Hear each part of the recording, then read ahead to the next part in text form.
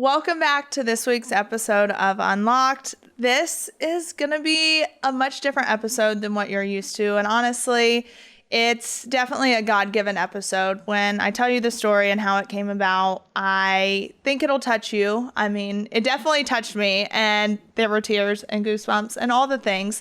But I have the pleasure of having on Brady Brewer. You guys may or may not know him, but this kid is an absolute rock star. So welcome on, Brady. Hi.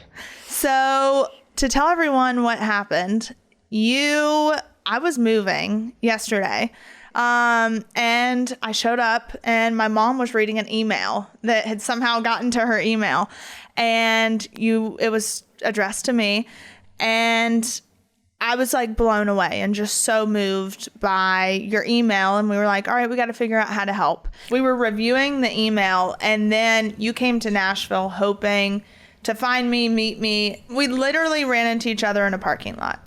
All I came here with was just a zip code and literally just a dream. When you said your name, I was like, that you wrote the email. I knew immediately, and it was insane. We saw you, just barely asked you for a moment of your time, and you immediately came up to us, talked to us, and you were like, wait, Brady Brewer, you sent the email, right? And it was just kind of, from the moment you started walking up, I knew that you were definitely going to be open to listen, and at the very least, just kind of hear us out for 5 minutes, and you did. And now you're even doing more and wanting to help. And you kind of out of nowhere were like, you want to be on my podcast? Yeah, right. And the best part was, I was like, yeah. How long are you staying for? And you go, however long I need to. Yeah. And I'm like, how old are you again? 16. If I didn't mention that, guys, 16 years old, which is crazy. Yeah. When we got back in the car, we were like, that couldn't have gone any better. Yeah. We immediately kind of went back, and my dad, he wasn't able to speak on the phone, because sometimes they do, like, it was like Sunday, couldn't kind of speak on the phone, and so it was like messages, and he was like, what, tell me more, what happened? Aww. And it was kind of constant back and forth until then you kind of texted us later that day at like 3, and come by, come by again. I need more information. And, get this, get that. So to give people, because people may be like, okay, what's his story? Why is he here? So to give people a little background, your dad was federally indicted, was sentenced, served 2.5 years in federal prison for a white collar crime. Yeah. And something that really, it was the signing of a bank document. Yeah, just to kind of clarify, it was 3 separate charges.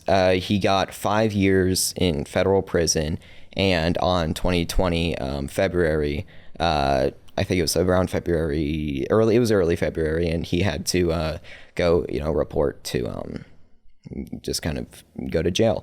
We would go to the federal prison, and he wasn't a aggressive guy. He doesn't have any violent or any. It was nonviolent. He's a veteran. Yeah, he's an honorable Marine veteran, and he got sentenced to 5 years in a medium security federal prison. Which is absolutely insane. For people that have listened to this podcast and who followed along the journey, I've definitely talked a lot about point system and kind of the different securities of prisons, from camps to supermax and there is no reason why a white collar offender should never be in a low security prison, let alone a medium security prison. That's what camps were made for, was for white collar offenders. So the fact that he was in a medium security is absolutely insane. Yeah. Ghislaine Maxwell was in a low, she just got moved to it. That's the crazy part for me, is how you compare and contrast these things. So he spent his 2.5 years there, served his time, and then got out, obviously on probation. But during the time that he was in prison, can you and obviously it's a touchy subject, and I feel terrible even talking about it, but obviously, your parents are separated, divorced, your dad had custody of you and your brother. And can you kind of tell people your brother Michael's story of what happened? Yeah, so just for starters, it was 3.5 years that he was there, and so at the start, it was really rough. My mom was a recovering alcoholic. She was about sober for a month. However, it just took an impact on the family. It took a huge toll, and so she started drinking again. And my brother also developed into the world of kind of just being getting drugs on Snapchat and just kind of getting whatever he kind of could. And he was part of the whole, for people that don't remember, I mean, what was it? What year? 2018, 19? Sometime around then, there was a huge kind of epidemic of children dying from getting drugs on Snapchat. And that's where you saw a lot of people going in front of Congress, testifying and making noise on how dangerous it is for kids to be on Snapchat. So he was really he was a big part of that story. Yeah. So essentially, it was really rough. I had just turned 11. We moved from Ponte Vedra down to Orlando. I'd say probably mid 2020. It was a two bedroom, one bath for the three of us. Michael, my brother, he would always, he was a big kid for 13. He was genuinely, he loved football. He couldn't wait to, just pursue that dream of wanting to, go as far as he could in football and do whatever. And he was like 5'10", like 170 at 13, and he was. Yeah, so he was a big kid, and puberty hit him really hard. But so I love you. That's hilarious. Yeah. So but on December of 2020, I would say that's when he started really spiraling out of control. It was a mix of my dad, being absent. He couldn't really talk to my dad as COVID was going on, and so prisons were. It got really rough with the whole phone call situation. There was no visitation. The phone calls you could barely get. Yeah, I mean, it was not a way to keep families together by any means. And my dad, and let alone my dad, would never want us to visit because he would never want to be. He just didn't want to be seen like that. But at the end of 2020, December, Christmas Eve, 2 days before his birthday, even because he was born on December 26th, which is kind of a bad birthday because you get Christmas presents, but do you get your birthday presents? Right, yeah. Exactly. They have to be separate. Yeah, but so basically, he that night he got a pill on Snapchat. It was I think he was trying to get a Percocet or MDMA, but that pill was laced with a highly lethal amount of fentanyl. He overdosed, and he was found at 3 a.m. with purple lips. Around his eyes was blue. It was. I mean, we woke up to it. We went in. I saw him. I thought he was. The only reason why you think he wasn't, kind of dead was because his breathing was so shallow, you could hear it through the walls. And so we called the police immediately. They got in, they put him on a stretcher. They immediately took him down, where his heart stopped 7 times on the way to a hospital. And I mind you, it was probably 3 minutes to the hospital for an ambulance. And when he was there, doctors told my dad, when he was in jail, when he was in prison, he had to get a call saying that his son overdosed, and the doctors actually told them that him and my mom that they recommended taking him off life support because he was never going to wake up. He was going to be a vegetable, and because his brain was without oxygen for so long that he wasn't going to speak. Even if he did wake up, he wasn't going to speak. He wasn't going to walk. He wasn't going to do anything. Yeah. But he did. He woke up, and I guess from there on, he didn't know. When he woke up, I guess it was like the doctor said, he couldn't do anything. Yeah.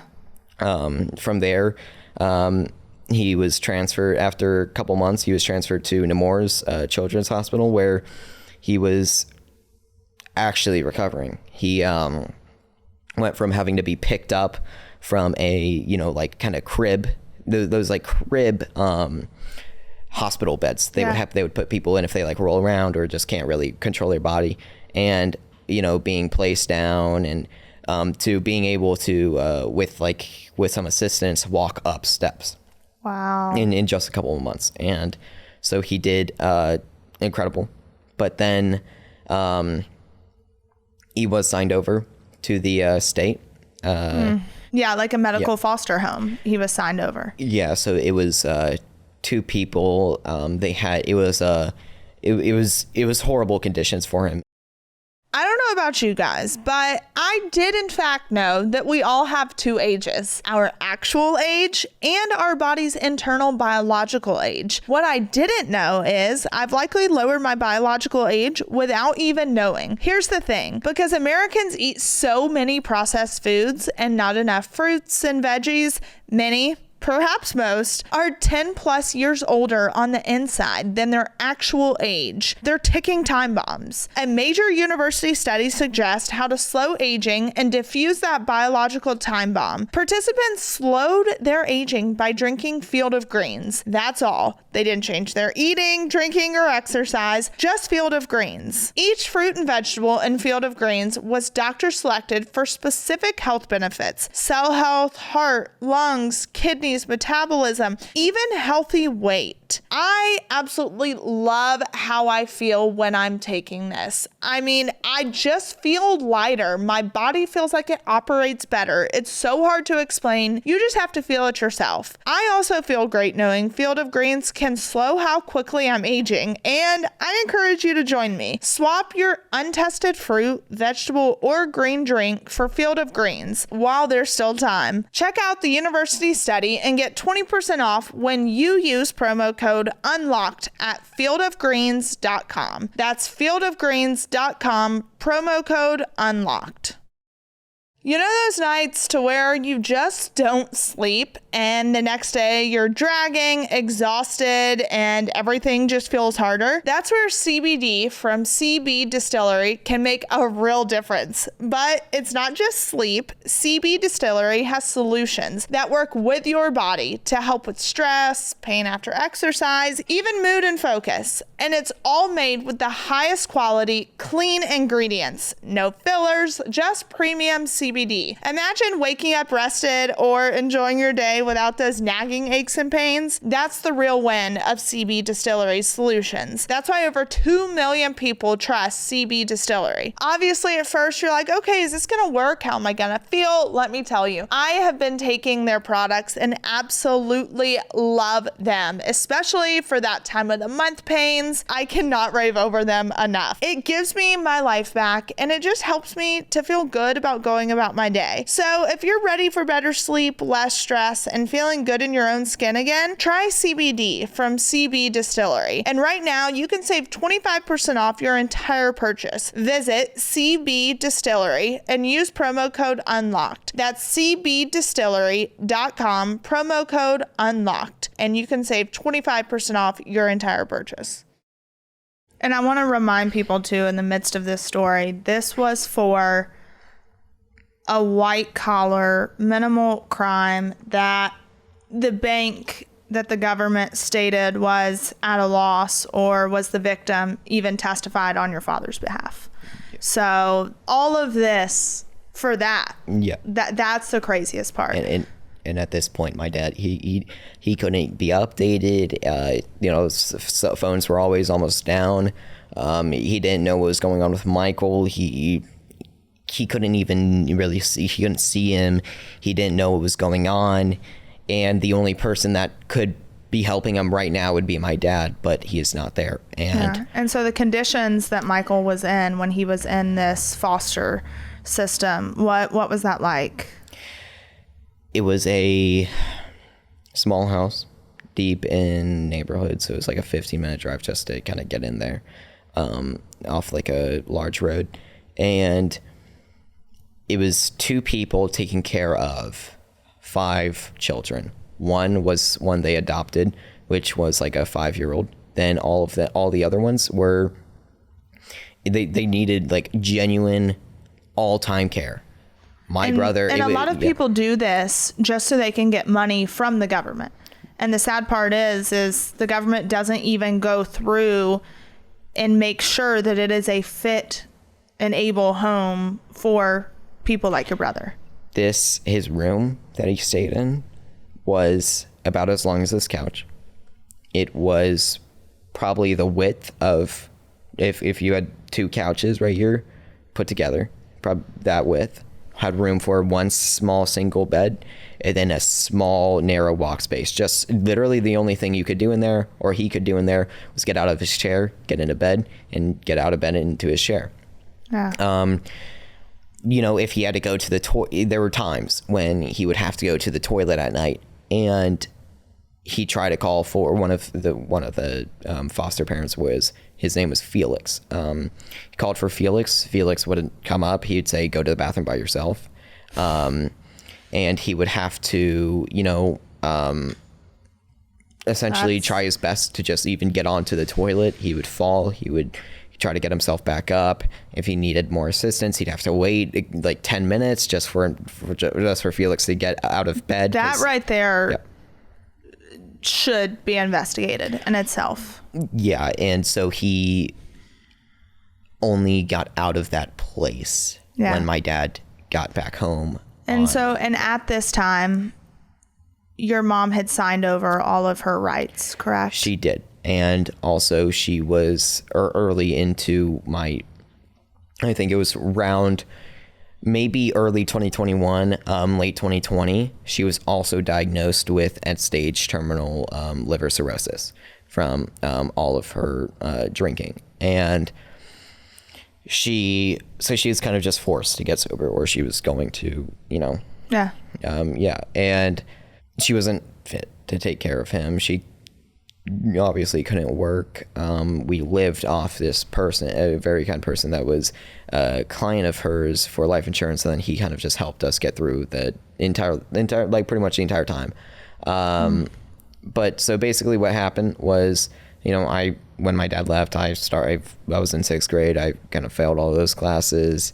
I had to make them up, and I made them up probably like 2 years ago. But good for you. Yeah. I was going through it, and I was like, I failed this. Yeah. But and you know what? That you were going through so much, not just your dad being gone, your brother, mom. Like, I honestly don't know how you did it. I don't. Yeah. We got through a lot, and essentially, when my dad finally got home, it was 2023, August 7th, and within literally like a month and a half, DCF was also like literally trying their best to like keep Michael from him, even though he was like showing that he was fit and everything.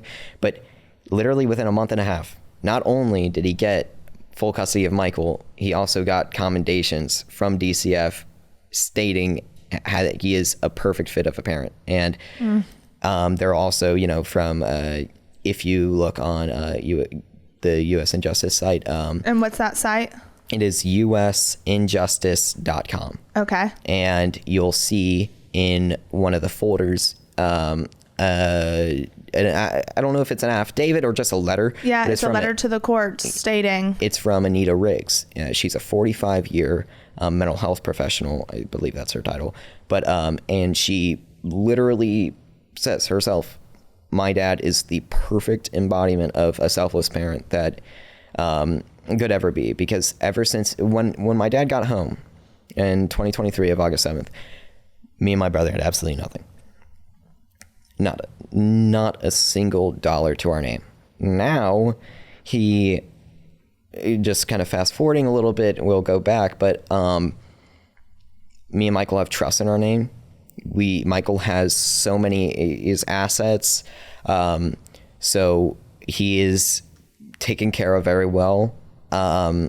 He has progressed with his recovery so much to the point where he can, being a walker, he can walk to the front door and back, in 50 laps and without a sweat. He can do very well. I mean, we're still working on the issue of, because when you sit in a chair for so long, your posture gets really bad. So I don't know if he'll need surgery for that, or just maybe something to fix the scoliosis, or I believe he has scoliosis or something, just because the posture really got really bad. And so with Michael's condition, obviously, that's been a struggle, and you've helped to take care of him. You help him, whether it's get ready for the day or bathe, or just, you are a caretaker for him. And at 16, that's a lot to take on. But your dad, when he got home, I've heard from everyone that Michael had so much progression just in his fight and his mentality and just overall physical well-being. And then obviously your dad was on probation and didn't have a single hiccup for how long? Roughly 7 months, a year, until we moved to Jacksonville, which was definitely after 7 months. Okay. And during this period, your parents filed for divorce, correct? Yes. Right? So they filed for divorce, and then that's when things kind of started going sideways for your dad. Yeah, so essentially my mom started colluding with Jewel Butler, his probation officer in Jacksonville. I mean, I've seen, and like I said, I cannot imagine how hard it is for you as a son to have to see these things and talk about these things, and you're still fighting for your dad every day. But I've seen for myself the call logs and the countless hours that this probation officer spent on the phone with her. I mean, at times 60, 90 minutes. I mean, there's nothing. What are you speaking about for 60 and 90 minutes? There is nothing beneficial, and no probation officer should ever take the word of anyone else without seeing factual evidence or proof of things that are happening. You work for the government. You work for the courts. You are to tell the truth and nothing but the truth. And everything that I've seen is just so unsettling. Yeah, that's just Jewel Butler. I mean, she called the probation office. I mean, it was a threat to my dad every single time. It was like, I'm calling the probation office. And it would be like that. So she called so many times that it truly got to a point where you would lose count of the calls, because it was just back and forth, back and forth, back and forth, back and forth. I don't know about you guys, but with crazy schedules, football season back into play, it is hard to plan a good, healthy, nutritious meal. And I'm getting back on the health journey. I want to meal prep, and I am so excited to have Omaha Steaks along for that ride. Omaha Steaks offers unrivaled quality and variety, and every bite is backed by their 100% guarantee. Right now, it's the perfect time to stock up with the exceptional handcrafted flavor and convenience of Omaha Steaks. Every steak is perfectly aged to maximize tenderness and hand cut by master butchers in America's heartland. Omaha Steaks delivers an exclusive lineup of USDA certified tender steaks, and their fan favorite filet mignons have achieved the distinction of USDA certified very tender. I also love the fact that they have been America's original butcher since 1917, a family-owned company with over 100 years of expertise in the meat industry. They also carry mouth-watering burgers, chicken, pork, seafood, and delectable desserts. Guys, I got my first shipment in, and I am absolutely obsessed. This is going to make my health journey just so much easier. I have to eat tons of protein in order to maintain the body that I want. So Omaha Steaks is going to help me do that. And they're also going to help me get fired up for fall by grilling with Omaha Steaks. Visit Omaha omahasteaks.com for 50% off site-wide during the Red Hot Sale event. And for an extra $35 off, use promo code UNLOCKED at checkout. That's 50% off at omahasteaks.com and an extra $35 off with promo code UNLOCKED at checkout. See the site for details.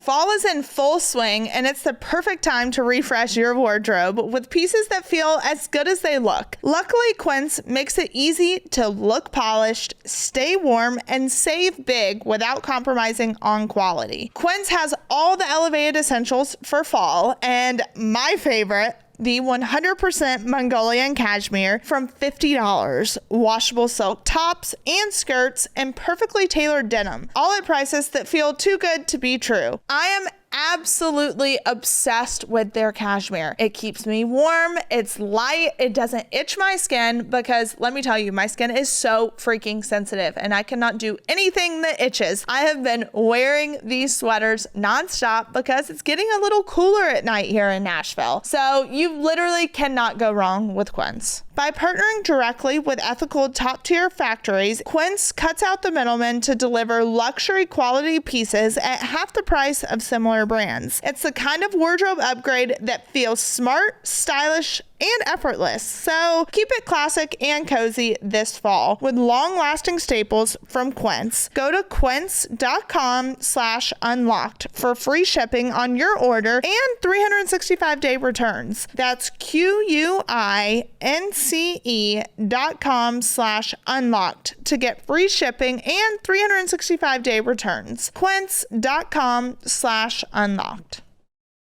This episode is brought to you by Progressive Insurance. You chose to hit play on this podcast today. Smart choice. Progressive loves to help people make smart choices. That's why they offer a tool called Auto Quote Explorer that allows you to compare your Progressive car insurance quote with rates from other companies. So you save time on the research and can enjoy savings when you choose the best rate for you. Give it a try after this episode at progressive.com. Progressive Casualty Insurance Company and affiliates, not available in all states or situations. Prices vary based on how you buy.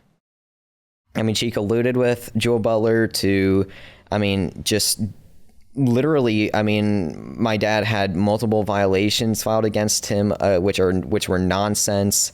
And it led to literal bank fraud against my dad, leading to over $20,000. There was money being stolen from him. Yeah, because Jewel Butler gave my mom his accounting and do you have that factual evidence that this happened? There is all of the information with my mom and Jewel Butler. It's rock solid, hard evidence from, literally also my mom's phone. She, on June 15th, she filed an affidavit of 2025, June 15th, affidavit stating everything on there is true. Everything that, talking to Jewel Butler colluding with her, all of it is true. And she even testified recently because my dad has been incarcerated for just absolute nonsense. But because they said he was in violation of his probation and they threw him back in jail. Yes. So right now he's currently sitting in jail. His businesses are losing money. Michael is suffering. You're suffering. Nothing about it makes sense, or nothing screams justice to me. And what, your dad was working hard to build back in businesses and primarily to provide treatment for Michael. There's a new cutting edge technology that could enhance Michael's life tremendously. And now that your dad is sitting back in jail, Michael may or may not get that treatment. Yeah, it's called the, I hope I'm saying this right, it's called the CRISPR gene, and it's essentially something that tells, it's a gene that shuts off your ability to regenerate your dead brain cells. And that's exactly what my brother has from the lack of oxygen supplied to his brain when he overdosed. And that led to an anoxic brain injury, and now you have 3 brain cells, one sending a signal. The bottom and top one are healthy. One is sending a signal to that bottom, sending a signal through all of them, but that middle one is dead. So it has to kind of go over it, and it kind of boom ticks, goes through. But that now, if my brother, you try to see him sit still, you can't. He has to take, diazepam just to kind of treat that, calm down those, like nerves. Those tics that are caused by that. But this CRISPR gene that tells your brain cells not to regenerate, they're trying to figure out a way to deliver that into, a human to turn that gene off, right? And when that is found, my dad's on the board of the Dan Lewis Foundation for brain regenerative research.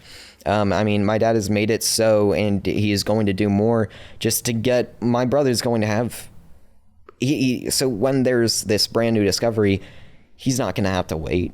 Yeah. He's not going to have to, hope that one day he's going to be in the line for that. He's in the top of the line. Your dad has fought for Michael and is fighting for Michael like you're fighting for your dad.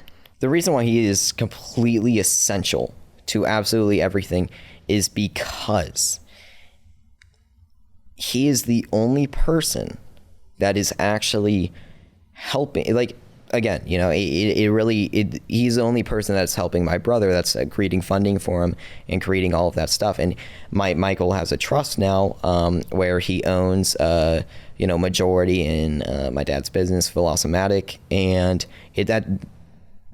it's only going to grow to the point where my brother has complete fallback no matter what happens.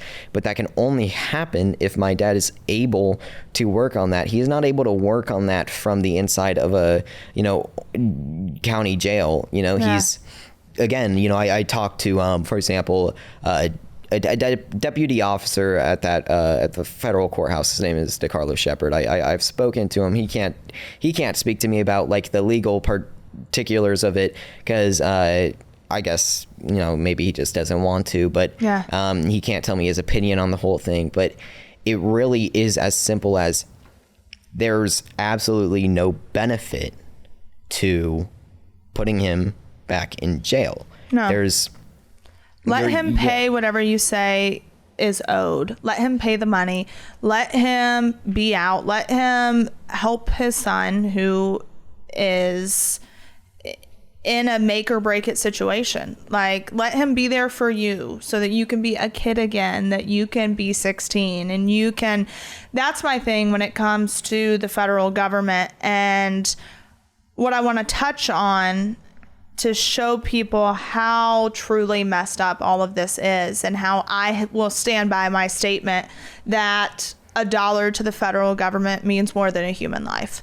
Because your dad was sentenced to 5 years in federal prison for essentially nothing. My whole argument has always been a financial crime should be met with a financial punishment. It's that simple. And then if you can't financially meet that punishment, then you may have to serve time. You may have to do X, Y, and Z. But the man who sold Michael the pill laced with fentanyl on Snapchat was sentenced to 1 day in jail. Yeah, he didn't serve any time. He didn't do any. So he essentially sells a 13-year-old kid a laced fentanyl pill before literally 1 day, or I don't know when he sold it to him. It could have been 2 days before Christmas. But either way, sold it to him, ruined forever that kid's life. Completely ruined for just a kid who had dreams of going and playing football and making it as far as he could make it, who probably wanted to get married, have kids.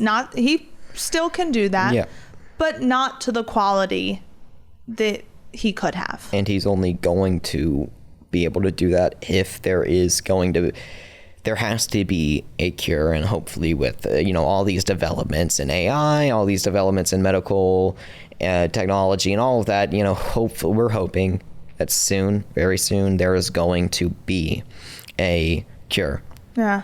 Because the only thing our family fights for is so my brother can actually, get out of bed himself again and go do things on his own again. He doesn't have to, call my name so I can get his meds and, get him breakfast. And, he doesn't have to say, hey, can I get a new shirt? Or, because he has, he can't see, he's legally blind. He doesn't know where things are. Yeah. He has to have so much assistance. I really do pray that there's hopefully, because I don't know the specifics of it, but I do believe the reason his eyes are not damaged, it's like the image, your eyes have the image and then it goes to your brain. His brain doesn't process that because I think the anoxic brain injury. So, we pray with that cure that even he is going to be able to see again and just be able to do what he used to be able to do, which is actually be a human with free will. He can't do any of the things he has wanted to do since then. And when he was in the hospital, how much fentanyl was in his system from one pill? Do you know? I don't know the specifics. I know that it was literally enough to kill an elephant. Literally. And how do you know how the pill was sent to him or how he obtained it? Through Snapchat, but what was the delivery of it? Do we know? It was literally to the window of his bedroom. Literally to the window of his bedroom. And I mean, you didn't even have to go out the door. That's the crazy part about it. They just, hey, let me get this pull up, and I mean, like the exact location of where you are, it can be accessed so easily. That literally gives me goosebumps and should truly scare every single parent about social media and TikTok, Snapchat, Instagram, any form of social media with your children. You should have an eye on, right? Because now when we saw this with Snapchat, we had no idea that these things could happen. I was hearing about this and I was like, how does that happen? And the fact that these criminals and murderers, because that's what they are in my mind, are getting a day in jail for a fentanyl pill, like that to me, I mean, it scares me for you. It scares me for my future children. Our government has to hold these people accountable. And that's also another fight that you guys are fighting right now, correct? Is to hold Snapchat accountable for what happened. Yeah. And, of course, we're wanting to fight that. We want to, Michael, he needs justice for what happened. And at the very least, he needs the person that can help him. The only person that can help him, the only person that has ever wanted to help him. I mean, of course, I don't say but the only person that has the ability to help him is my dad. And right now he is, I mean, I'm told by, people that probation only wants the best. How do you want the best when you are literally looking at this man that has done absolutely nothing wrong? And that, I mean, an earlier fight from before mid-July, because he was able to finally actually live at the New Smyrna house. We had a house up in Jacksonville where he went to Brooks Rehabilitation. Now at Brooks Rehabilitation, there's an NRC, Neuro Recovery Center, where there's a thing called a Cyberdyne. It connects to your legs and it reads the brain cells going to your legs and helps build new connections. Now that tremendously helped Michael. However, you can only do a certain amount of treatments before it actually stops kind of helping, and he maxed that out, and that costs an unbelievable amount of money. I'm talking thousands of dollars out of your pocket per treatment. Yeah. All right, guys, I'm here to talk about my sleep patterns. They can be a little iffy at times. I can be a little picky, and it's just kind of hard to quiet your mind at night, toiling over schedules, just all the things. And let me tell you, I have found a little secret. I keep my bed exactly how I like it. The perfect softness, fluffiness. I have to have a safe space that eases my mind. And that's where Boll and Branch sheets come into play. They can help you truly unwind with a softness so extraordinary, your whole body relaxes into sleep. I had seen them everywhere, so I knew I had to give them a try. I absolutely love that they're made free from toxins with the finest 100% organic cotton. They feel buttery soft to start and get softer with every single wash. They also come with a 30-night worry-free guarantee, and they're ethically crafted by expert artisans that earn fair wages. All these things are super important to me, especially the fact that they're made free from toxins. Go out on a limb, give Boll and Branch a try, because I promise you, your sleep will be night and day different with their sheets. Feel the difference an extraordinary night's sleep can make with Boll and Branch. Get 15% off plus free shipping on your first set of sheets at bollandbranch.com/unlocked. That's Boll and Branch, BOLLAND branch.com/unlocked to save 15% off and unlock free shipping. Exclusions apply. Okay, guys, my mind is absolutely blown. I had no idea, but by the time the average person hits 60, they've lost and regained several hundred pounds. And I had absolutely no idea how much damage gaining and losing weight could do. Doctors call it weight cycling. Half of Americans do it, and if you do it enough, you're at risk of diabetes, liver damage, heart attack, and stroke. Weight cycling is when you lose 10 or so pounds, but then you put the pounds back on, plus a couple more. That puts tremendous strain on your organs and leads to serious health issues. Bottom line, most people need help to stop weight cycling. And here's a great way. Non-prescription lean was created by doctors. Lean is an oral supplement, not a GLP, injectable, and the science is impressive. Its studied ingredients also target weight loss in 3 powerful ways. Lean helps maintain healthy blood sugar. It helps control appetite and cravings, and it helps burn fat by converting it to energy. And burning fat helps keep the weight off. If you want to lose meaningful weight at a healthy pace and keep it off, add lean to your diet and exercise lifestyle. Get 20% off when you enter code UNLOCKED at takelean.com. That's code UNLOCKED at takelean.com. This was mid 2024, so we didn't have necessarily the funds. But what my dad did was, for the hospital, he literally built a website and new stuff for them. And the deal is, he gets those treatments basically for free. And he is, my dad, again, only a reason why he was able to do all of that. But then we got the most out of Brooks rehabilitation we could. And so now 2025, around March, April, we were moving into the New Smyrna house, which in New Smyrna Beach, right on the inlet. It's very nice.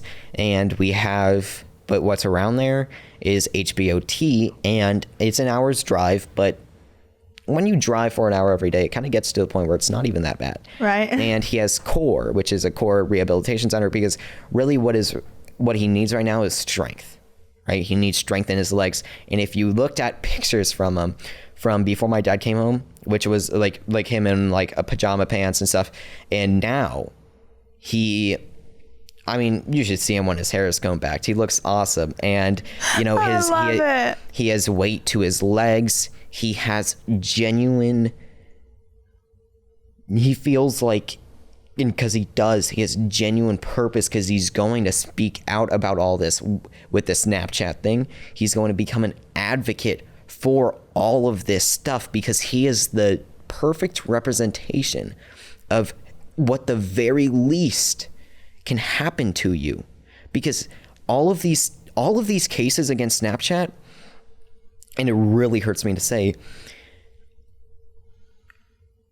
are mainly parents fighting because their kids lost their lives from being laced with fentanyl or whatever other stuff that is, you know,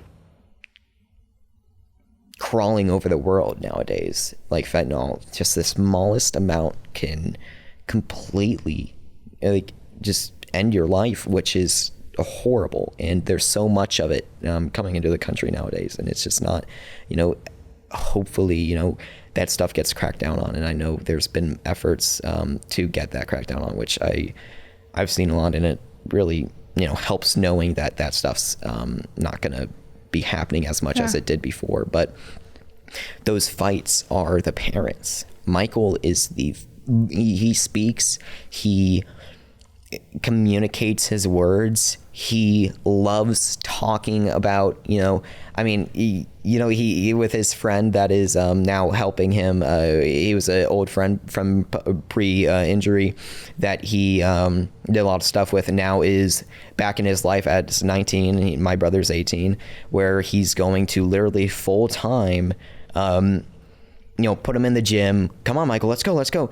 He can be on the Stairmaster for 15 minutes now, my brother. Wow. He can, I mean, that takes strength, and he can do it because he is pushing himself to the max, and he has people around him that is pushing him to that. And he's making progress, but your dad being home, he's only going to make so much without your dad being home. And now my brother is missing, now with my dad in jail, and all of this that has been really getting way worse since July. My brother had to stop his HBOT treatments, which with hyperbaric oxygen therapy, you have to continuously go there. Because for example, what we're doing is when he goes in, it's, I mean, we're talking $250,000 machines, right? He goes in for 90 minutes, comes out, it essentially reoxygenizes, I think I'm saying this right, I'm not a scientist, but you could have fooled me. Yeah, his brain cells, and helps him and those, and possibly we're hoping kickstart those dead brain cells into being active again, you know, without fully regenerating them. So, but until then, that would be perfect, right? He gets a kickstart on some of those brain cells, and possibly, you know, a lot of his jerks will stop. A lot of those movements will be easier for him. I mean, when he stands, his biggest issue, like right now when he stands, is like he can't stand fully straight. You know, he has to bend his knees because he's so scared from the jerks that he's going to fall. And so when he falls, he wants his knees bent, so he falls backward. You know, it's so scary for him that he bends his knees, because if he strains them out and tries to walk, he's scared he's going to fall forward, and, you know, he can't catch it. He can try to catch himself, but you know, he's still in that phase where he's trying to build that strength in his arms. So it really is as hard as something can get. And so he can't resume these treatments until your dad comes home and has the finances for him to resume them. Yeah, my dad's the one that my dad, you don't, who else is doing hours of research a day in just brain health and neuro brain therapy, all of that stuff? Who else is doing all of that for their,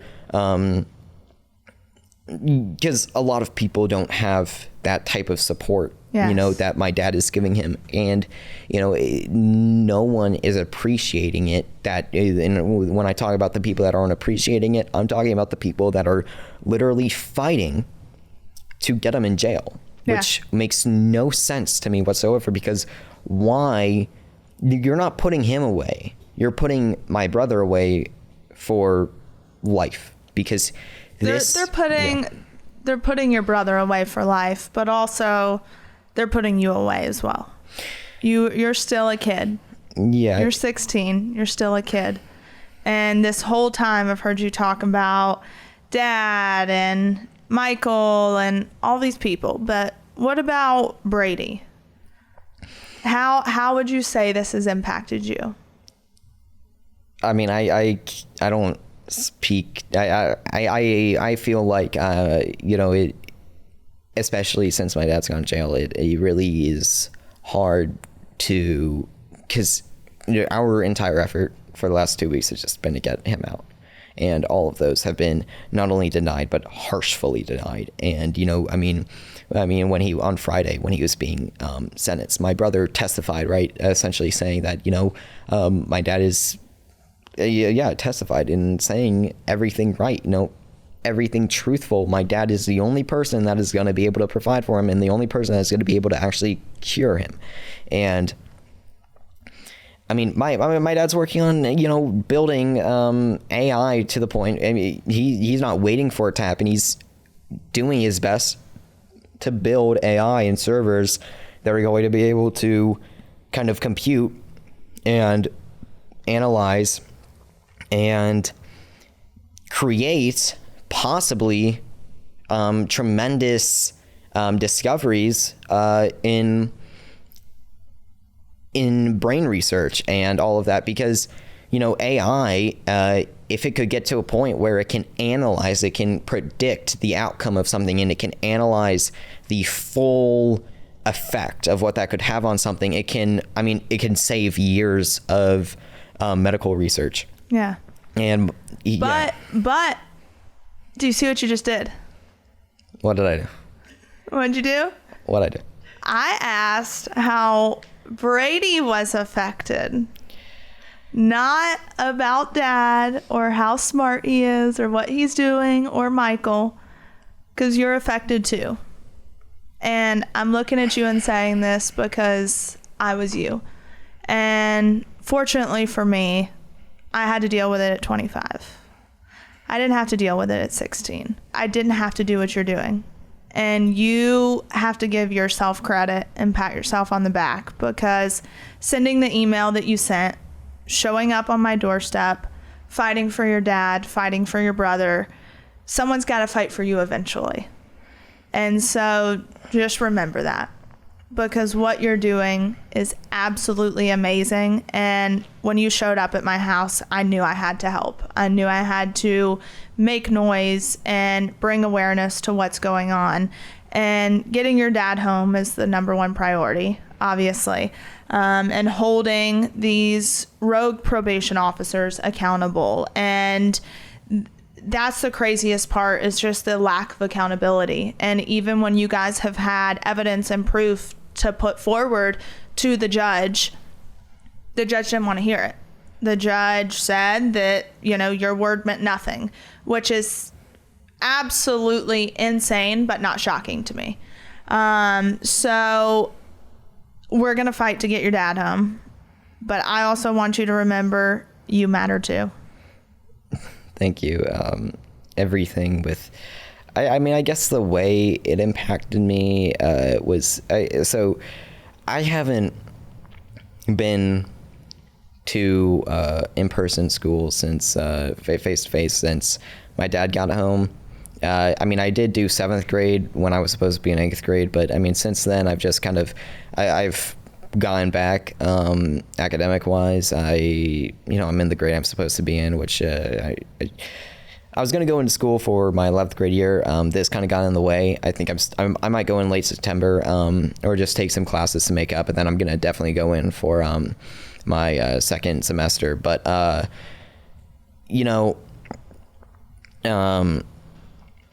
the only reason why, my dad heard I was the year behind, and he was like, "What?" in jail, and he was like, "You are going to do your 8th grade online before, I swear, you are going to do it before you go in, and you're going to do it before the next school year." And so I had like 3 months to do it. So I heard those words, and I got the 8th grade year done online over the summer. And it wasn't because you couldn't do it.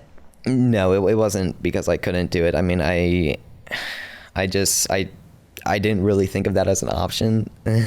Yeah. I wasn't, too involved in that. So my dad made that decision. The reason you fell behind in school, it wasn't because you couldn't do it. It was just the emotional toll that it takes to have a parent incarcerated is you feel like you've lost everything. And then Michael, feeling like you lost him. And then all the other things going on in your life. It turned into after my dad left, it turned into a blur. Yeah. I can remember some stuff from when I was 11, maybe 12. But I'm not. I kind of lost time there. I don't really know what happened. I think I was just not really too into the whole, get that essay done thing. But that is amazing. Yeah, and I mean, also I would say ChatGPT wasn't around then too. Oh, dang it. But I don't know. Didn't it start in 2022?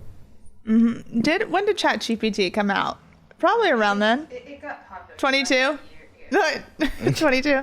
Yeah, you were right. There were no AI detectors back then. So, when people use that to submit their work, they'd have like their teacher say, you're really good at writing. Did you ever consider, majoring in, something that you, and it was it's really funny. But I mean, yeah. So, I mean, I've kind of come back there, over the time my dad got back. I've just been kind of taking care of my brother and also doing, online school. And what do you want to do? Let's say dad comes home and dad takes back over Michael and life kind of goes back to normal. What does your future look like? Do you know yet? You don't have to know. I'm not too involved. I mean, I like golf. That's really the only sport that I like doing. I don't want to play football because I one, takes a lot of talent to get into like the NFL or something. But also, I don't really want the like the CTE there too. But I like golf. Maybe I'm still practicing on how to hit a driver good, but hey, golf you can get great at. I love golf. Golf you can either get great at and stay great, or you can try to get great and just stay bad. But, exactly. Hey, I love that. Hey, we'll have to go play golf together. I will go play golf with you. I tried to and New Smyrna Beach. It was a really good green. It's like a 18 hole, and then there's like a one hole with a river. I think I lost like 4 balls there. That sounds like me. You just want to get to be a kid. Yeah. So basically, after high school, I want to go into the Naval Academy, and I want to be a Marine. I want to fly in the Marine Corps, and I want to also be a pilot when I grow up. Good for you. Just kind of see how that future goes, but you can do it. You can do anything you set your mind to. You can. And I just want to say, you showing up, fighting for your dad, fighting for Michael, your voice means more than you will ever know. And Michael's battle and your dad's battle, and showing up and doing this podcast, and how well spoken you are and knowledgeable, it's absolutely insane. And I will do whatever I can to help and bring awareness to it. And we got to get your dad home. We got to get Michael the care that he needs. So I give you my word. I'm going to help you. And you're just amazing. So thank you for showing up and doing this. Yeah. Thank you. You asked me the first time, could I get a hug? Yeah. Yeah. Come on. Oh, I'm so proud of you. Thank you. Really. I mean, it really, with everything that's been going on, I think all of the hope from the start and everything, for example, when he's been incarcerated for the last 2 weeks, we submitted. And basically the reason why he's there is because they said that he didn't give them tax documents, which he gave them back in April 21st. And then also they think, here's the crazy thing. They think he's hiding assets behind me and my brother's trust. They think he's hiding millions of dollars from them and trying to disclose that and trying to keep all of that for himself.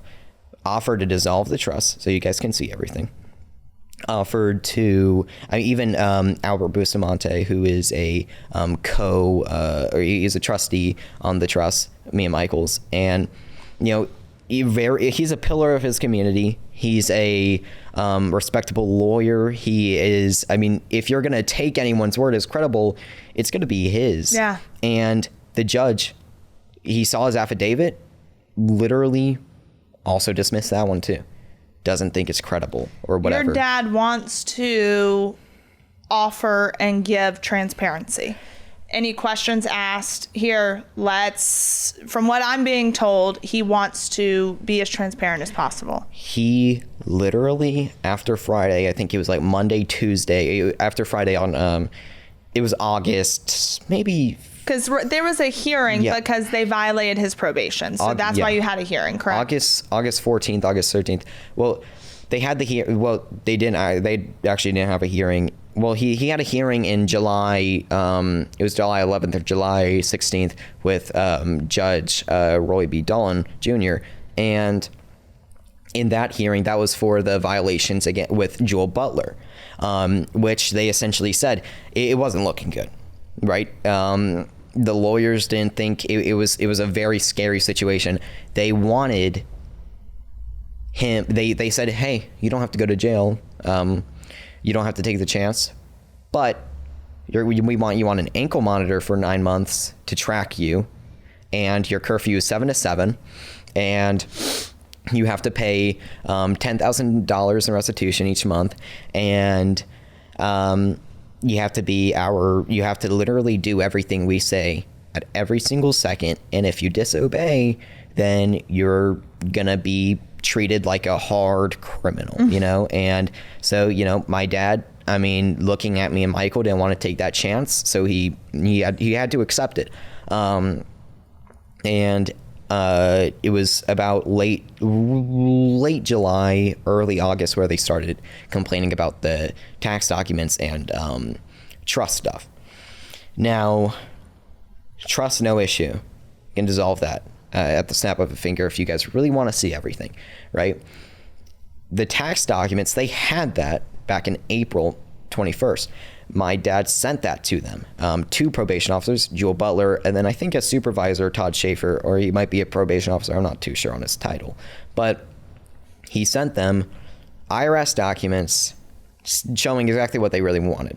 And my dad kind of did that. It was kind of like my dad sent it, and when they wanted this stuff, he kind of didn't recall it, right? It was like, 20-hour sessions where he has to code, and if he stops, then stuff is going to get messed up. Yeah. And so you can't expect someone to remember every single thing, right? And so they filed a warrant for his arrest. Judge literally signed it the next day. The officer that was in charge of arresting him, literally, my dad was talking with him, and the officer gave him as much time as possible to turn himself in, because even the officer thought, I don't know why they're arresting you, man. This is the dumbest thing I've ever seen. And it's crazy. All because they said they didn't have the documents, or the documents weren't up to par. They said they didn't have them, and which they did. Which they did. You saw where there was an email where your dad had sent them.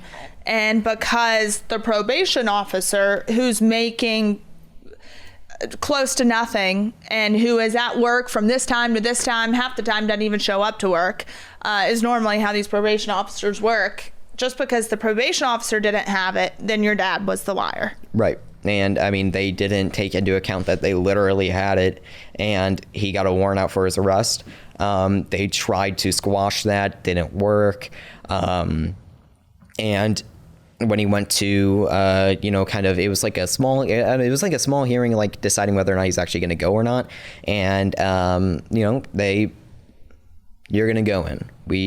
And so after he was in, it was like, it was like 3 days later on Tuesday, he was going to have a hearing. And that's when they, that's when they brought up concerns about two affidavits, that one of which, was, affidavit from Marianne Freeman, which kind of stated it was his accountant. She's not a CPA, but you don't have to be one to do that stuff. Yeah. And it said He doesn't have the tax documents you guys are wanting. He literally does not. We're in the process of literally getting them. You just have to wait. They found that to be, they were trying to accuse my dad of falsifying it, right? And then literally, so we had to continue it. We had to file for a continuation on Friday. That's when kind of everything got really weird, because she testified through Zoom, because she's in Michigan, I believe. Okay. And she literally testified that the tax documents, he doesn't have them. She signed it, everything, and they find her uncredible and are saying that she does not, like, don't find her credible, and now they're trying to get him. I don't know what their plan is there, but I think they're trying to still say that he falsified the affidavits. And my thing is, let's be real here. He spent time in federal prison. He spent years. He was finally getting his freedom back. Michael is being cared for. He got custody of Michael back almost immediately. You're being cared for. He's not going to do anything to jeopardize that. No. He's not. And that's something to point out. And the website you said that people can go to is usinjustice.com. Yes. And there they can read the story, court documents, full transparency on this site, correct? Yes. And so after that hearing, which he obviously lost because the judge was, it looks very personal, honestly. Yes. It looks like he looked at my dad's background and immediately assumed this guy never changed. And which is kind of really weird to say, because I don't understand how you look at his two sons in the courtroom, you know, they're ready to fight for him and say, you know, he never changed or whatever. But anyway, that's the judge's just discretion, and they're allowed to make that choice, just whether or not they want to, you know, accept it or not. And so he went back into jail. And here's where things get a little bit weird. The judge made a point about the victims of the crimes, or the I should say, just, I wouldn't even really call them crimes, just nonviolent financial crimes, but mishaps, whatever. Yeah. And so the victims, and okay, so he owes around $8 million in restitution right now. Okay, we make an offer to the prosecutors, get him out of jail, put him back on supervised release. You guys will get full disclosure of the business. You guys want to think he's hiding stuff, you guys can get full disclosure. $80,000 a month of restitution. That is an 8 times increase from the $10,000 a month he was paying before. And because if you guys care about the victims, then care about the victims. That's over $1 million or $960,000 of restitution each year, which I don't understand how that is, how you look at that and think, well, yeah, we're going to decline that. But yeah, so they did. They declined that. That's not in the best interest of victims, of anyone. No. I mean, continuing to house him, first off, you're wasting taxpayer dollars. The victims aren't getting repaid. You're suffering. Your brother's suffering. Your dad's sitting here saying, listen, I may have made a mistake. I served my time. Let's make it right. Honorable veteran. Like, everyone, I've said, if everyone makes mistakes. If the worst thing you've ever done was put out on your front porch for everyone to see, you'd probably be really afraid right now. And so he's sitting here trying to make it right, offering solutions, and the government still does not want to listen. Right. And so here's where things get a little odd. So about August 22nd, we filed a motion for reconsideration, right, of detention. So to get him out, it was an emergency motion of reconsideration because his civil rights are being violated. That's what makes it an emergency. Maybe you guys don't want to call it an emergency because he has a highly disabled son at home that needs urgent medical care, and it just needs his dad back. His only source of really anything. if you guys don't want to call that an emergency, you guys don't have to call that an emergency. But his civil rights are being violated. That's an emergency.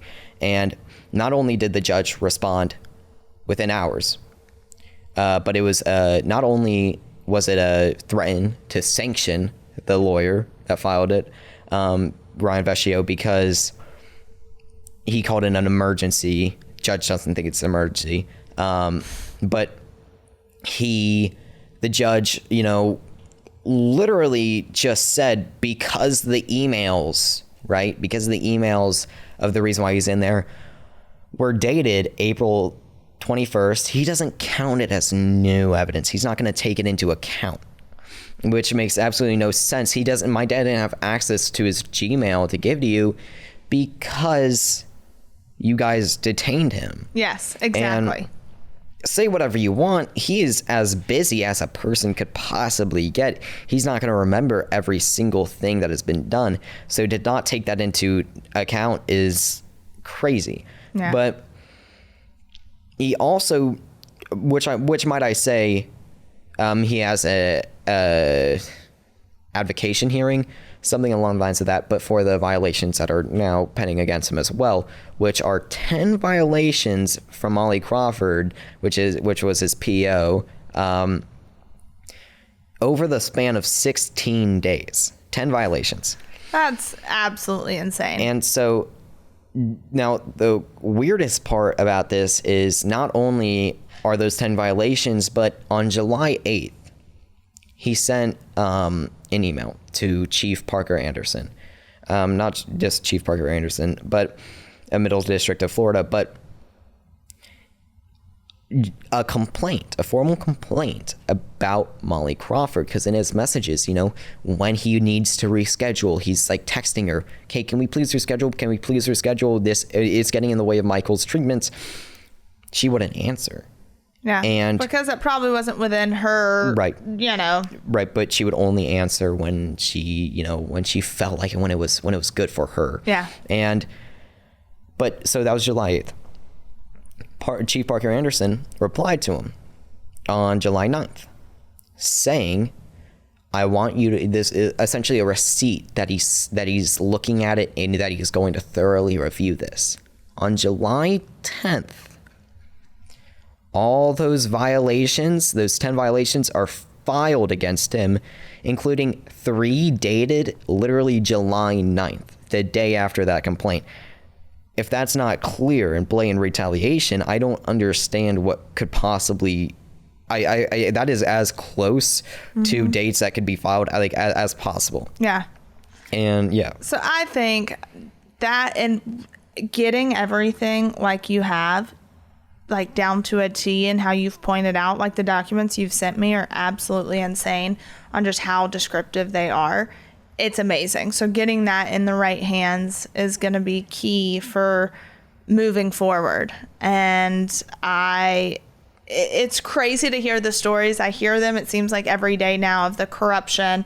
And all that I ask people that are listening or watching is, this kid right here is 16 years old. Regardless of what you believe parents did or did not do, there are still children that are suffering. And their rehabilitation is a real thing. People can make a mistake. It doesn't mean you have to suffer for it for the rest of your life. And what the government should not do is prohibit you from any sort of rehabilitation or prohibit you from making a wrong right. And that's what I see is happening now. So we're gonna fight. We're gonna get your paperwork. Hopefully, I'm gonna make as much noise as I can possibly make, because you deserve that. Michael deserves that. And we just ask that justice be served in every circumstance. So I'm gonna keep fighting. And I think you found a new friend. I found a new friend. Thank you for coming.